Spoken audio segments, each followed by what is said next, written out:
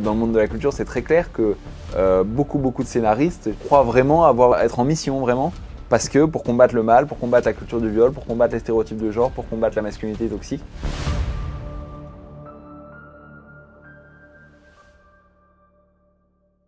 Samuel Fitoussi, bonjour. Bonjour. Est-ce que vous pouvez vous présenter, s'il vous plaît ?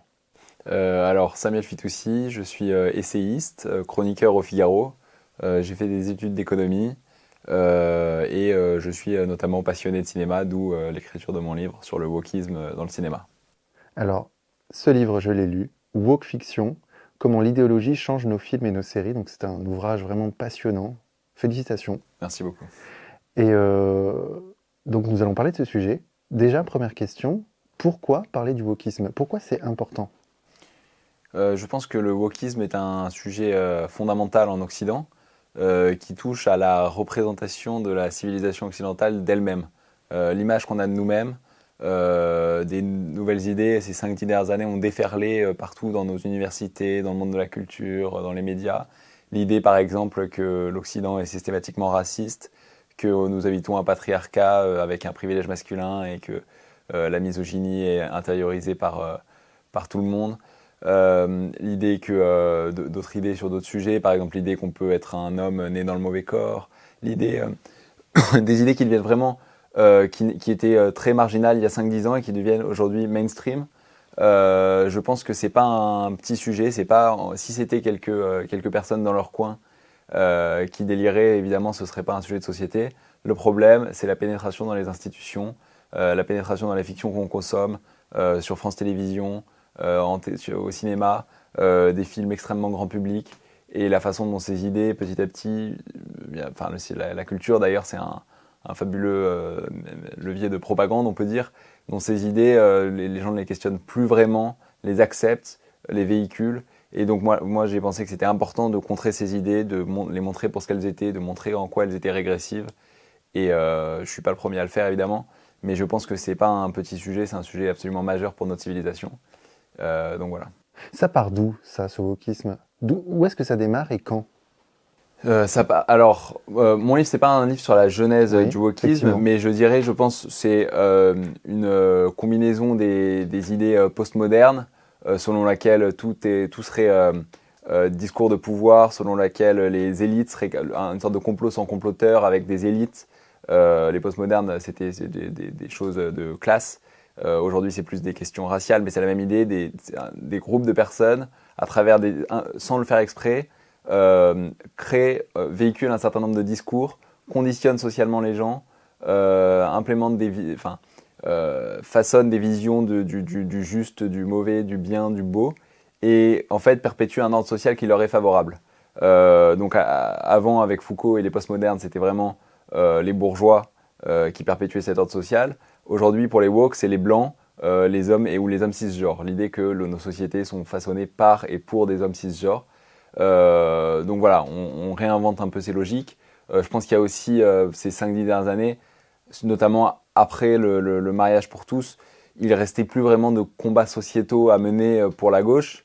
L'Occident, c'est une des civilisations les plus tolérantes de l'histoire. Les combats de gauche progressistes étaient grosso modo tous gagnés. Donc pour donner encore un sens au combat, il fallait en inventer de nouveaux. D'où les idées par exemple de racisme systémique. Il ne faut plus démontrer où est le racisme, qui est raciste, mais on peut dire que le système tout entier est raciste. C'est une sorte de fuite en avant où parce qu'il faut que le combat pour la justice sociale ait encore un sens, on va vraiment modifier nos constats sur la réalité, quitte à tomber dans une forme de complotisme infalsifiable. Et je pense que c'est ce qui s'est passé ces dernières années. Le combat pour la justice sociale, c'est une radicalisation surtout, non pas des méthodes, mais des constats, des méthodes aussi, mais surtout des constats sur l'Occident. Je pense, mais d'ailleurs c'est attesté par toutes les études d'opinion, même des minorités ethniques elles-mêmes, la perception du racisme il y a 10-15 ans était beaucoup plus faible que la perception du racisme par les minorités ethniques aujourd'hui. Oui, ça c'est un chiffre que vous donnez dans votre livre et qui est assez impressionnant. C'est l'idée que les communautés noires et blanches aux États-Unis, maintenant, là aujourd'hui, en 2022-2023, ressentent plus le racisme qu'il y a 15 ans. Ouais. Voilà, c'est ça. Je pense qu'on était à...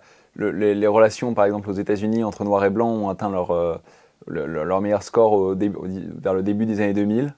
entre 2000 et 2010, je pense, probablement au moment de l'élection d'Obama. Et petit à petit, encore une fois, il y a peut-être eu le même phénomène. Un président noir a été porté au pouvoir, le combat pour les droits civiques était gagné. Donc il a fallu vraiment, encore une fois, trouver des nouvelles discriminations. Et en l'absence de discrimination dans la loi, ou vraiment de discrimination majeure dans les faits de violence ethnique, etc., il a fallu vraiment dire aux gens que la société était, sans qu'ils s'en rendent compte, raciste, passer par des choses infalsifiables, par exemple l'idée woke de biais inconscient, selon laquelle quand on adopte une perspective aveugle à la couleur, en fait, on traite, sans s'en rendre compte, on traite différemment les noirs et les blancs. Et donc, en fait, quand on demande à un blanc de déconstruire ses préjugés inconscients, on lui demande consciemment d'adapter son comportement à la couleur de peau de son interlocuteur, typiquement. Donc ça, c'est pas de nature à favoriser les relations entre blancs et noirs. Donc voilà, je pense qu'aux États-Unis, effectivement, on a remis la couleur de peau au centre de la conversation publique depuis 10 ans.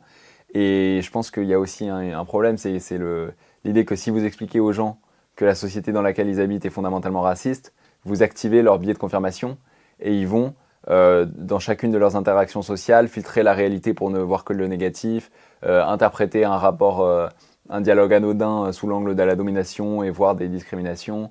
Donc forcément, quand vous expliquez à tout le monde que l'Occident est structurellement raciste, vous leur donnez l'impression qu'il l'est. C'est ça, c'est une scène que vous rapportez dans votre bouquin, dans un film, me semble-t-il, ou je me souviens plus bien, mais c'est dans une salle de classe, il y a le sujet de l'esclavagisme qui arrive par le professeur, et tout le monde se tourne vers l'élève noir, et donc ça peut être jugé comme raciste, mais le contraire aurait pu aussi être jugé comme raciste, le fait d'invisibiliser la personne noire. Donc dans les deux cas, en fait, on peut voir cette scène comme étant raciste. Exactement. Donc ouais, la série, c'est une série qui s'appelle Dear White People, chères personnes blancs. C'est une série Netflix extrêmement raciste, selon moi, contre les blancs. Vraiment, si c'était dans le sens inverse, on aurait l'impression que c'est une série nazie. Et donc la première scène, c'est pour montrer le racisme que subiraient les Noirs à l'université. Et donc effectivement, c'est ce que vous dites. Une élève noire, la professeure d'histoire va parler de colonisation. Et elle demande si un élève veut prendre la parole sur le sujet de la colonisation ou de l'esclavage, je ne sais plus. Et donc, les regards des élèves blancs se tournent vers l'élève noir. Et ça, c'est censé être, et elle lève les yeux au ciel exaspérée, et c'est censé être une preuve du racisme qu'elle subit. Sauf que les woke ont aussi un autre concept, le concept de parler à la place des concernés, invisibiliser les concernés, etc., qui est qui décrit le fait pour des blancs de parler d'un sujet qui ne les concerne pas directement. C'est s'approprier la cause des concernés. Donc, si des blancs avaient levé la main et avaient été interrogés en premier sur l'esclavage ou la colonisation, comme vous le dites, ça aussi, ça aurait pu être interprété comme une preuve du racisme.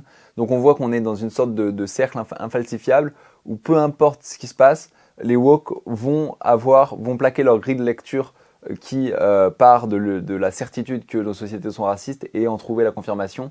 Et quand c'est des raisonnements comme ça infalsifiables, le constat repose sur des bases démonstratives peu solides.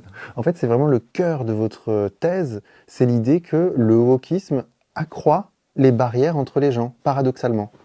Exactement. Je pense que l'universalisme combattait ça, mais il y a l'universalisme français, il y a aussi l'universalisme de bon sens qui, je pense, quoi qu'on en dise, existait aux États-Unis aussi. Le fait la célèbre phrase de Martin Luther King, je rêve qu'un jour mes enfants habitent dans un monde où ils sont jugés en fonction de leur mérite plutôt que de leur couleur de peau. Et donc ça, c'était vraiment l'idéal auquel aspiraient les gens de gauche il y a encore 10 ans. Mais c'est vraiment plus le cas aujourd'hui. On réintroduit une forme au nom du combat antiraciste, une forme presque de ségrégationnisme où seule la couleur de peau est vraiment déterminante. On peut donner plusieurs exemples concrets pour expliquer ça. Si je reviens sur le sujet du cinéma, par exemple, les woke jugent scandaleux un film où le cliché du sauveur blanc est perpétué. Ouais. Donc un bon exemple, c'est il y a 4 ans, le film Green Book remportait l'Oscar du meilleur film, il y a 4-5 ans. C'est l'histoire d'un pianiste noir en tournée aux États-Unis dans une Amérique raciste dans les années 60. et il voyage avec son garde du corps blanc. Et au fil du film, les deux hommes nouent une amitié, se grandissent moralement et apprennent l'un de l'autre. Mais ce film, quand il a remporté l'Oscar, la presse progressiste une certaine partie de la presse progressiste américaine avait jugé ça scandaleux parce que dans le film, c'est un blanc notamment qui aide un noir. Bon, ils voient pas que c'est aussi le noir qui aide le blanc et les deux hommes se grandissent. Et ça, pour eux, c'est scandaleux parce que ce serait une négation de l'autonomie noire. Il faudrait que les noirs réussissent tout seuls parce que sinon, c'est la perpétuation du sentiment blanc de condescendance néocoloniale.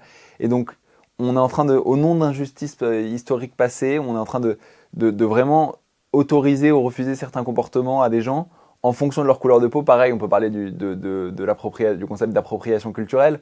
Les woke sont scandalisés par une scène dans Friends où je crois que c'est Monica, je sais plus quel personnage, se fait des tresses parce que les tresses, c'est une coiffure afro-américaine.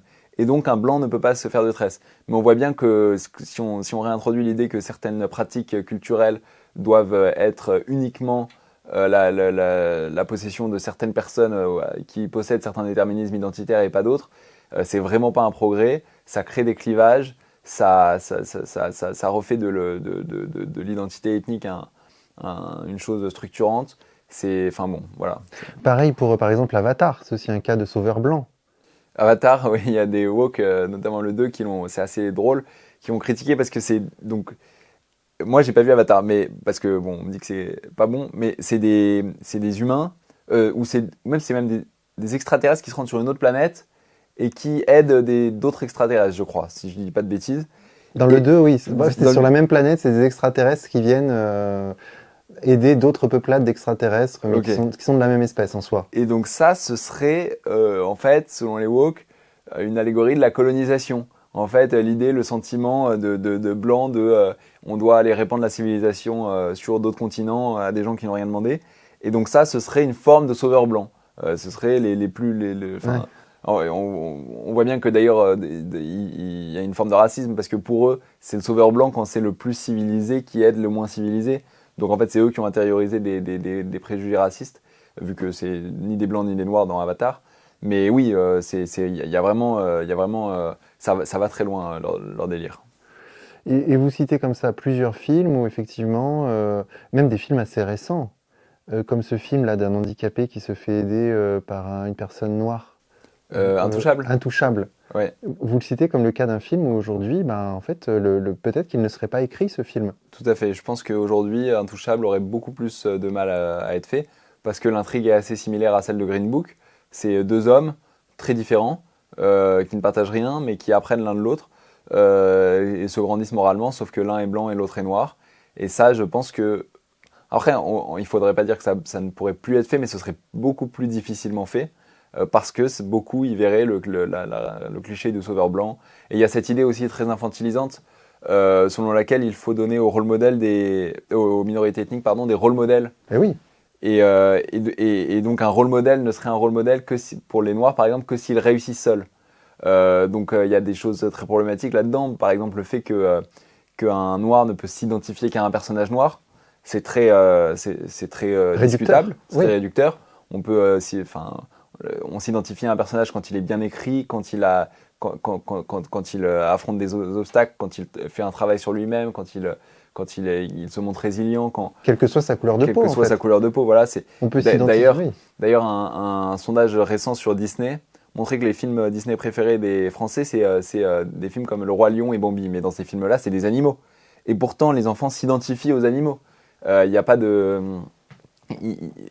on s'identifie dans des personnages, encore une fois, quand ils sont bien écrits, quand ils nous touchent, pas parce qu'on s'identifie pas, parce qu'ils nous ressemblent physiquement. C'est une vision très rétrograde qui réduit l'identité à l'identité biologique. J'irais même plus loin. Si un noir, par exemple, un noir passionné de cyclisme, va plus s'identifier à un personnage blanc passionné cycliste qu'à un personnage noir qui ne partage rien avec lui. Donc oui, c'est une vision très triste. Très rétrograde et aussi infantilisante parce que s'il faut porter des rôles modèles pour les minorités ethniques ou pour les femmes, on considère que par exemple pour les femmes, l'idée si on considère qu'il leur faut des rôles modèles, c'est qu'on considère qu'actuellement elles se comportent pas comme elles le devraient et qu'il faut les inspirer à se comporter très différemment. Donc en fait, elles n'ont pas de libre arbitre, elles vont intérioriser des pressions patriarcales, et donc on va les rééduquer en leur montrant des femmes fortes et indépendantes. Sous-entendu, les spectatrices sont les victimes passives de la société, et enfin, grâce au woke, elles vont faire ce qu'elles doivent Mais alors réellement faire. ça, c'est vraiment le fond philosophique de votre bouquin. C'est deux visions antagonistes de la nature humaine. Est-ce qu'on a besoin pour... je vous laisse l'expliquer, mais c'est qu'on a une vision qui serait naïve, en quelque sorte, qui est celle de Jean-Jacques Rousseau, qui s'opposerait à une vision plus pessimiste, mais en même temps plus réaliste de la nature humaine. Oui, dans la vision, si vous voulez, dans la vision candide, c'est l'idée que l'homme est naturellement bon et qu'il est corrompu par la société. Donc, en fait, il découle de ça l'importance que les woke accordent à la culture et au fait de nous rééduquer via la culture. Parce que si l'homme est naturellement bon, eh ben, on peut combattre la criminalité, le viol, etc., en combattant la société plutôt qu'en combattant les individus criminels, les individus harceleurs de rue, les individus violeurs. Les violeurs, par exemple, ne sont plus la cause des viols, mais sont en fait les victimes eux-mêmes de la culture du viol qui naît notamment avec les sitcoms et les séries qu'on consomme. Donc ça, c'est la première vision de la nature humaine. Et la deuxième, c'est la vision tragique qui considère que l'homme n'est pas foncièrement mauvais, mais qui a en lui des démons intérieurs, une part d'ange et une part plus sombre. Et que le mal existera dans toute société humaine, et qu'il s'agit de trouver des arbitrages pour combattre le mal, combattre les individus mauvais, rendre le mal rendre le fait de commettre le mal moins attirant, par exemple avec la répression pénale, avec la police, avec l'opprobre social jeté sur ceux qui se comportent mal, et qu'on ne pourra jamais éradiquer vraiment le mal en rééduquant les gens au cinéma. Et aussi autre chose, si on adhère à cette vision, si il y a dans les films et les séries qu'on regarde des personnages qui commettent des meurtres, des personnages qui violent, etc., c'est parce que dans la vraie vie, des êtres humains se comportent comme ça. C'est pas l'inverse. C'est pas certains êtres humains qui commettent des féminicides parce qu'ils ont vu des films dans lesquels il y a des féminicides. Ça, c'est la vision woke. Et d'ailleurs, aujourd'hui, les woke ne supportent pas qu'on montre à l'écran des violences sexistes, ce qu'ils appellent des violences sexistes et sexuelles ou ce qu'ils appellent des féminicides, parce que pour eux, on serait en train de construire socialement ces violences. Mais en réalité, ils ont sans doute inversé la causalité. C'est parce que l'être humain, dans sa nature, porte en lui une part de mal, que ce mal fait le sel des fictions qu'on consomme, parce que ça reflète une réalité humaine. Ce combat contre le mal permanent, autant à l'échelle individuelle, il faut jongler avec ses démons intérieurs, qu'à l'échelle collective, où réprimer le mal, c'est une question sociétale fondamentale. Donc là, il y a vraiment une fracture dans la vision même de la fiction et de son rôle social. Voilà. Ouais, votre livre est très impressionnant, vraiment. Il analyse assez finement le phénomène. Et on est vraiment estomaqué par la pénétration du wokisme, notamment à Hollywood. Enfin, maintenant, c'est tout. Vous expliquez que tous les producteurs à Hollywood sont sensibles à ces questions, que les Oscars sont remis en fonction de critères qui sont des critères wokistes. C'est assez impressionnant. Oui, si vous voulez, donc à Hollywood, donc les Oscars, c'est vrai, à partir de 2024, pour concourir un film aux Oscars, un film devra avoir, il y a des critères très stricts de représentation ethnique, donc au moins 30% par exemple de non-blancs à l'écran et derrière la caméra. Un film, tout producteur qui voudra que son film concourt aux Oscars devra remplir sur une plateforme internet des fiches indiquant la couleur de peau, le genre, l'orientation sexuelle, etc. de toutes les personnes impliquées dans la création du film, donc des techniciens aux acteurs. Et en fonction des résultats, l'Académie des Oscars dira si le film est éligible ou non.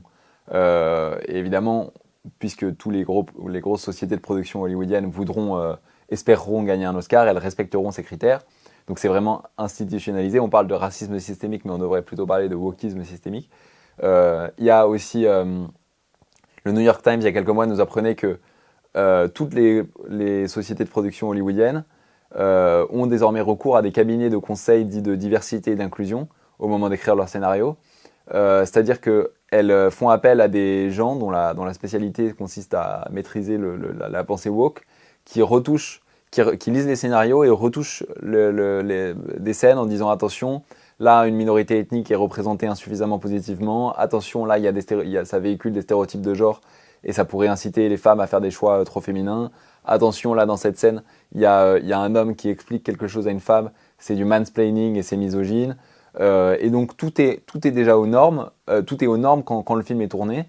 Et d'ailleurs ça c'est aussi une des idées que je défends dans mon film, c'est que on voit parfois des films qui sont clairement woke, ça nous choque, souvent ça fait des polémiques et on essaye de se détourner de ce genre de film.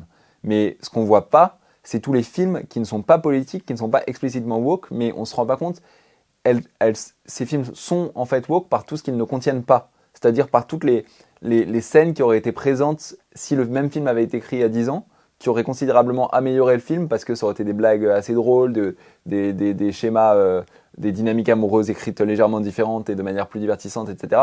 Mais qui aujourd'hui ne sont pas là parce que des consultants woke sont passés derrière, on dit non, aujourd'hui on peut plus faire ça, aujourd'hui on peut plus faire ça. Et donc la conséquence c'est que nos œuvres sont plus lisses et moins divertissantes, je pense, même quand le film n'est pas woke. Voilà. Il y a un autre aspect que vous soulignez dans votre livre, c'est que désormais, il faut que les personnages qui incarnent, les acteurs qui incarnent les personnages d'une fiction doivent correspondre aux personnages en question. C'est-à-dire que, par exemple, on parlait tout à l'heure du film Intouchable. Je sais pas, mais je crois pas que l'acteur soit handicapé dans la vraie. Ça, ce serait un élément à charge, quoi. C'est-à-dire qu'il faut que l'acteur soit handicapé. Exactement. Pour jouer un personnage handicapé. Exactement. Il y a eu un remake d'Intouchable aux États-Unis et c'est Bryan Cranston qui a joué le rôle du handicapé. C'est l'acteur qui joue Walter White dans Breaking Bad et ça avait fait scandale parce que lui-même n'est pas handicapé et lui, il faut lui reconnaître ça, il avait refusé de s'excuser. Il avait dit si on peut, le principe d'être acteur, c'est de jouer le rôle de personnes qui ne nous ressemblent pas. Moi, je suis une personne riche, est-ce que ça veut dire que je peux jouer que des personnages riches? C'est complètement absurde. Donc, saluons sa réaction, parce que parfois, il ne faut pas se coucher devant la meute woke. Mais d'autres ont moins de courage. Par exemple, Scarlett Johansson, elle avait accepté de jouer le rôle d'un personnage sur un biopic sur un personnage transgenre. Et ça avait fait scandale avant même le tournage, parce que pour les woke, seul un transgenre devrait pouvoir jouer un personnage transgenre. Et elle avait donc annulé sa participation dans le film et elle avait même présenté des excuses publiques en présentant ses excuses à la communauté trans.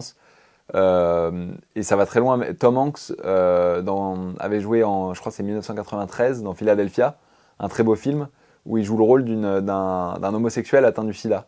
Et il a déclaré l'an dernier ou il y a 2 ans, je ne sais plus, que si c'était à refaire, il refuserait le rôle parce que selon lui, seuls les homosexuels devraient pouvoir jouer des homosexuels. Où il y a même la même chose pour les personnes grosses.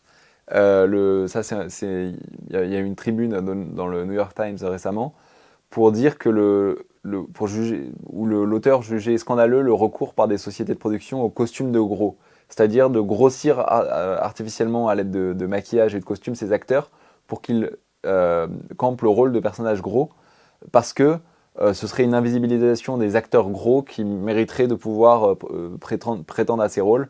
Donc voilà, et l'auteur de la tribune disait même, prenez l'exemple de, je crois que c'est Christian Bale qui avait gagné 30 kilos pour jouer dans Vice, l'auteur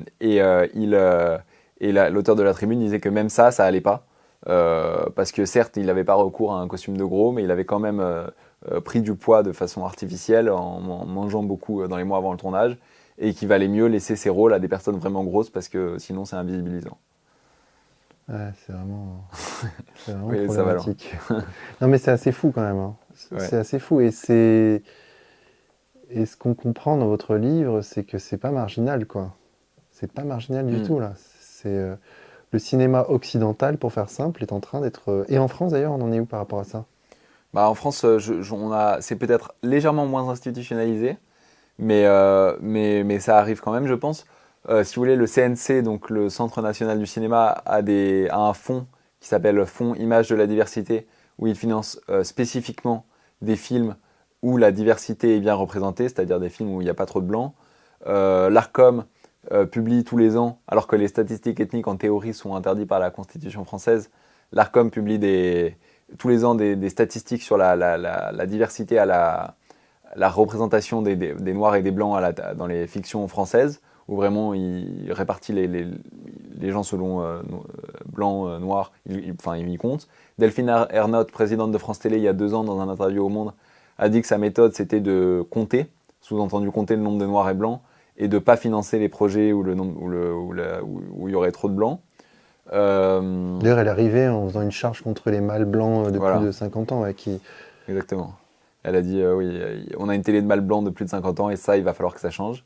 Je suis tombé récemment, ça j'en parle pas dans mon livre, mais sur un rapport de l'Arcom de 2022, justement sur la représentation des Noirs et des Blancs dans les fictions françaises. Je pense qu'il se limite aux fictions télévisuelles et pas au cinéma.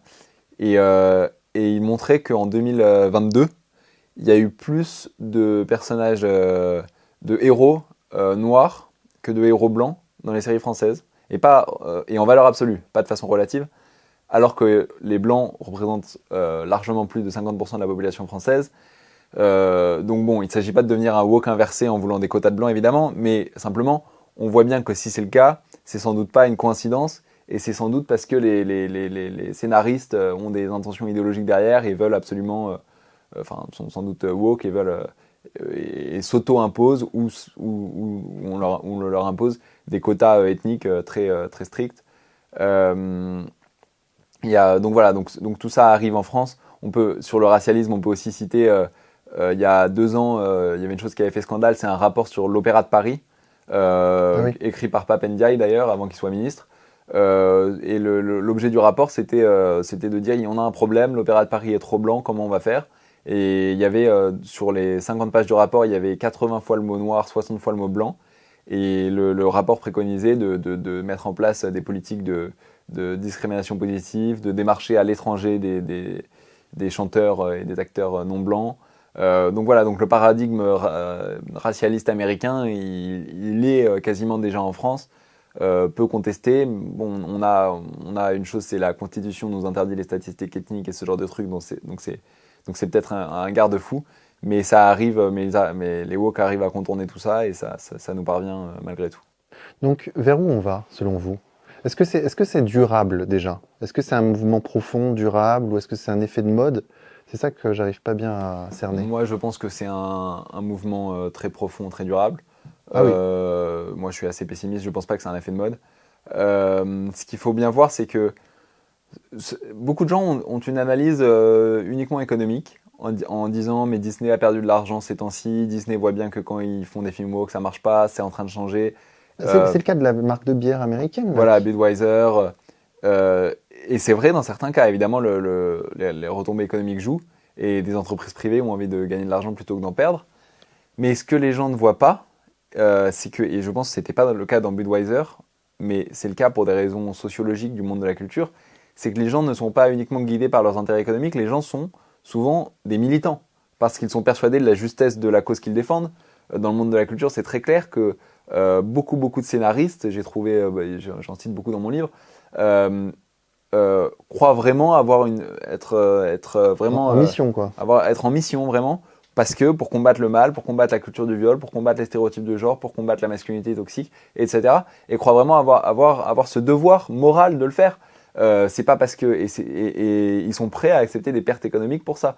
Il y a 2 ans, il y avait la présidente Dana Walden, une des présidentes de Disney, qui a dit on reçoit parfois des scénarios superbes, mais on les refuse parce qu'ils ne remplissent pas nos conditions d'inclusivité.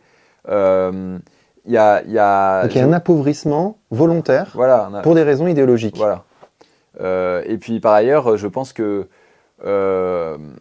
les personnes plutôt anti-woke, on vit un peu, et heureusement pour nous, dans une bulle, et on ne se rend pas compte à quel point la jeunesse est vraiment intoxiquée par cette idéologie et ne questionne même plus les messages woke quand on les lui sert. Par exemple, une chose dont on parle peu, c'est France TV Slash. Ça passe sous les radars parce que c'est la filiale digitale de France Télé, donc les adultes la regardent pas. C'est vraiment. Mais France TV Slash produit énormément de web-séries tous les ans. Ces web-séries sont regardées par des centaines de milliers de jeunes. Et dans toutes les web-séries France TV Slash, si vous voulez, il y a des... C'est soit un garçon qui viole une femme et après il doit déconstruire sa masculinité toxique et puis il y a des leçons sur le patriarcat, soit des histoires sur un adolescent qui arrive dans un nouveau collège et il est non-binaire et il se devient ami avec des transgenres, etc.